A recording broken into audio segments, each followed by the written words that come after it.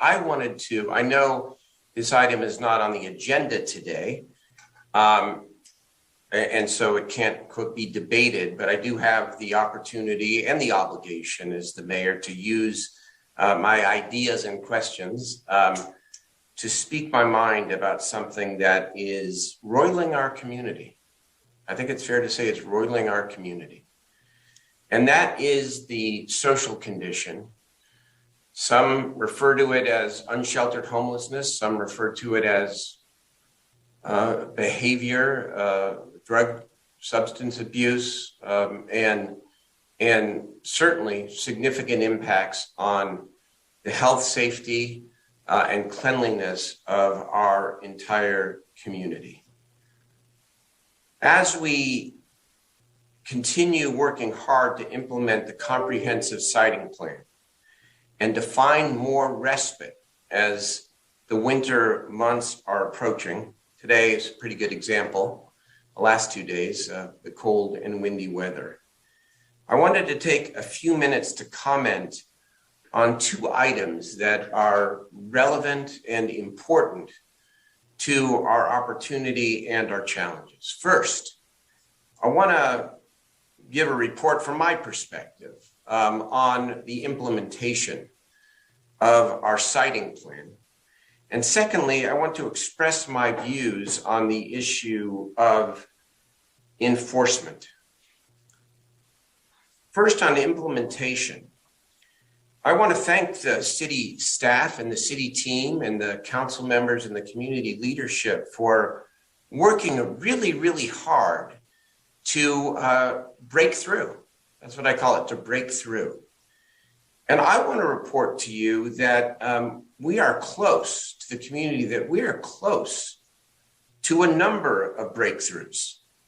And I want to just go through them very quickly, but I think it's important that the public know that real work is going on here and that we are close. Today, of course, we approved the State Bridge Motel project, 110 families. Thank you again, Mayor Pro Tem, and a tentative timeline to bring in 110 families and between 300 and 400 people. We are working, and I say we, that's me, it's the city staff, it's the council members, it's the community. We are working very collaboratively with Councilmember Laloe, who is representing his district very well, by the way, on trying to lift up some manufactured housing sites sooner rather than later, before the winter, for Lexington, for Eleanor, and of course, Colfax is an opportunity for a safe parking site. We are also working with the staff and SHRA, and again, Councilmember Laloe, who has identified that the other half of the so-called Grove site may, in fact, now be available to add to the capacity that we have to do manufactured housing on that already successful site. We are working with all members of the Regional Transit Board of Directors, especially our city representatives, to take before the RT board an action item to approve at a minimum the Roseville Road site sometime this month for safe parking, which has the potential to provide us hundreds of alternatives to the unsafe parking that is going on along Roseville Road, on Commerce Circle, and in other parts of the city. We are working hard with the County of Sacramento to perfect the expansion of the North 5th Street shelter. That's not ultimately our call. We do need their sign off, but we are working collaboratively. We're pushing hard because there's at least 60 additional beds that could be available tomorrow if we were to, once we are able to obtain that approval. We are working diligently through the city manager's office with a major nonprofit, I'm not going to identify it here yet, for safe ground in a large, soon to be announced site. Councilmember Harris is continuing to finalize the implementation plans for Joshua's house. Mm-hmm. Madam City Attorney? I'm sorry, Mayor. That's okay. The press, of course, just reported Assemblymember McCarty's successful effort in collaboration, again, with Councilmember Harris, myself, Supervisor Cerna, and Supervisor Desmond, to gain access to 8 acres of land on Lot Z at the Cal Expo Fairgrounds that we can use for safe ground, tiny homes, and ultimately the potential for a campus.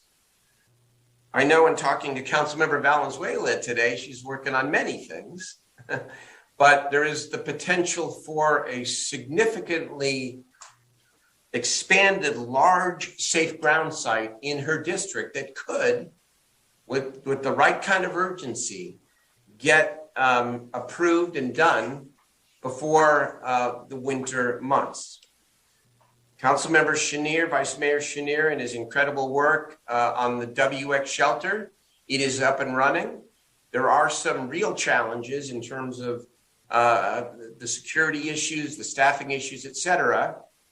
But we are talking, and he's talking to VOA, and there is significant, at least short-term capacity, or some short-term capacity that we can use to potentially help people off the streets immediately. The same is true of the Meadowview Women's Shelter in South Sacramento. There are at least 3 that I know of pending a partial or a whole motel leases inside the city, in addition to the Staybridge Motel that we discussed today. There is a church in Councilmember Guetta's district where he has pushed very hard, offering space for over 30 tiny homes, specifically 36 tiny homes.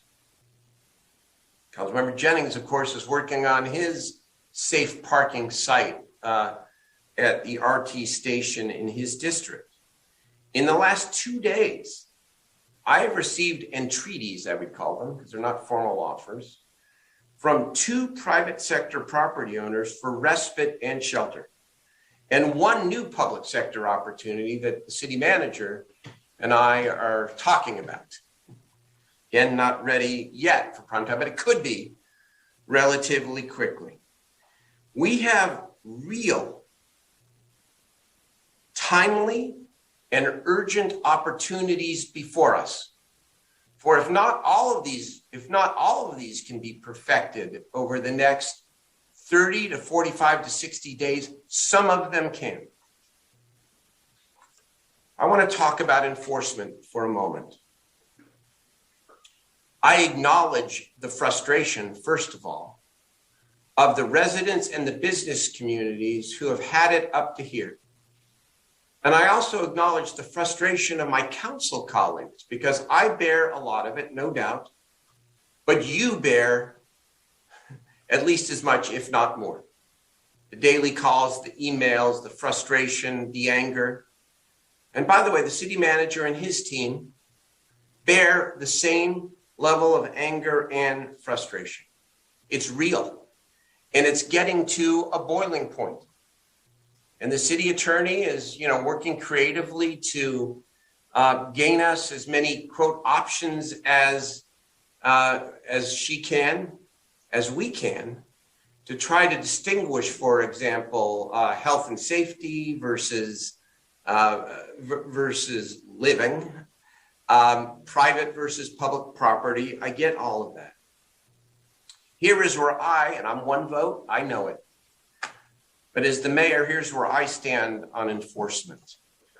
If the choice is between maintaining long-term, unhealthy, unsafe, and obtrusive tent encampments, especially on private property, versus compassionately cleaning up the city, I choose a cleaner and a safer city. If I have to make that choice, that's me.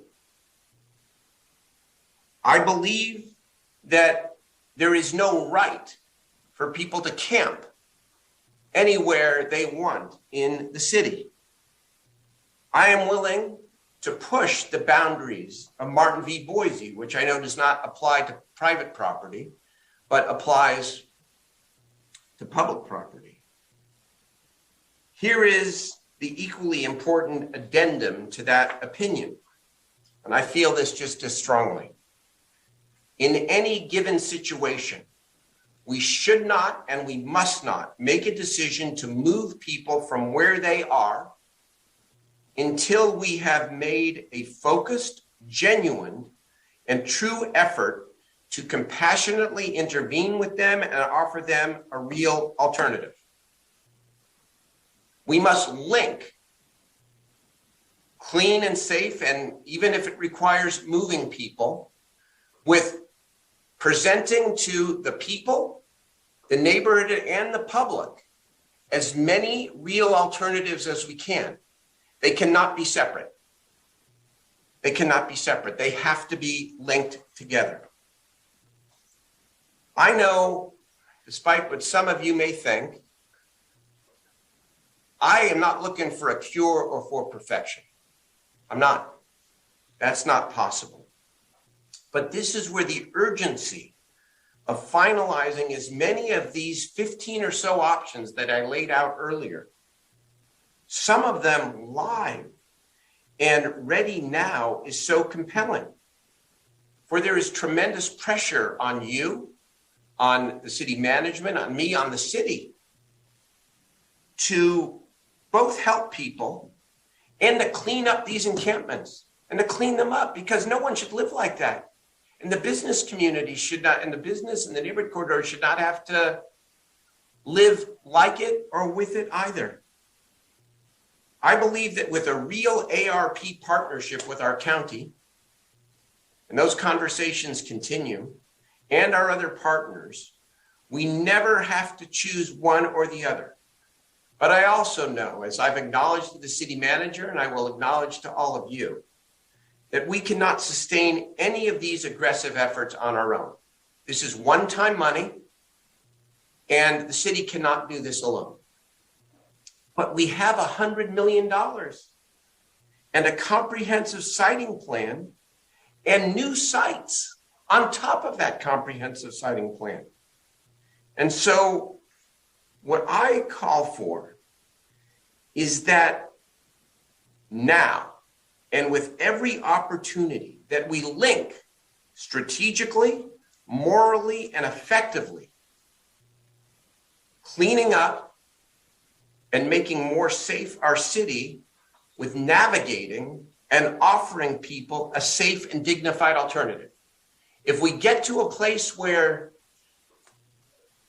we can't ever present an alternative because the numbers are much larger than the alternatives, well, that may be a different question and a time for a different kind of debate.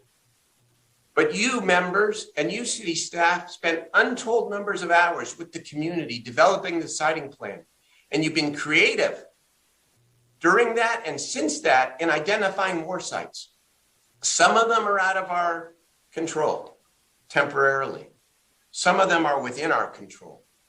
If we're going to enforce, even on private property, we must make the effort and communicate it that we are trying to navigate people out of that unsafe, unhealthy encampment into something better.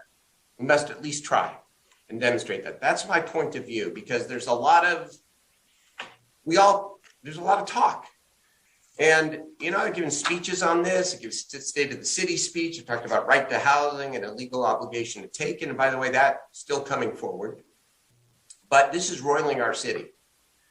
And I wanted to be just very clear where I stand, both on the progress of implementation, which I think I have such hope that we're about to break through, but we need to keep punching even a little bit harder, and where I stand on the issue of enforcement.